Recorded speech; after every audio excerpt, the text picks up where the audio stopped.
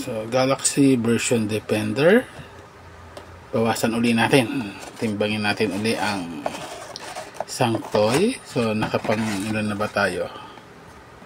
Tatlo, pang-apat na to. Sorry. Pang-apat na natin i-assemble. From the box. Ano kaya timbang natin?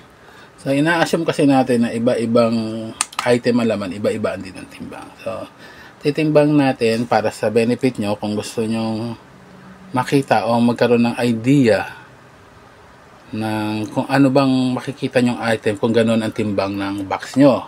So, itong isang box, ang timbang nito ay 25.3. Magaan. So, sino kaya itong magaan na to? Let's see. Sino kaya? Si Bumblebee kasi hindi 25, parang nasa 26. So, at nakuha ko na siya. So, usually kasi walang uulit sa isang box eh. So, ngayon, sino to? Sino tong magaan na item na ito? Dun. Oops, tingnan natin.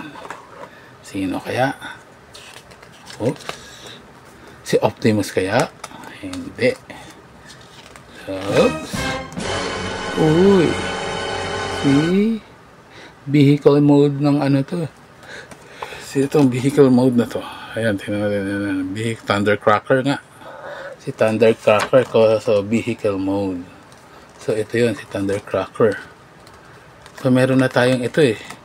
Meron na tayong ito. Saka ito yata yung isa. So, ito. So, yung iba na lang. Ito na lang. Thundercracker. So, sa Thundercracker, di ba, yung isa doon, tama ba na tatlo ang jet nila eh? Starscream, Thundercracker, sino pa yung isa? So, yung tatlo na yon. Iyan. Ang ganda din naman na itsura. So, madaling ibuo to. Kasi, yun lang eh.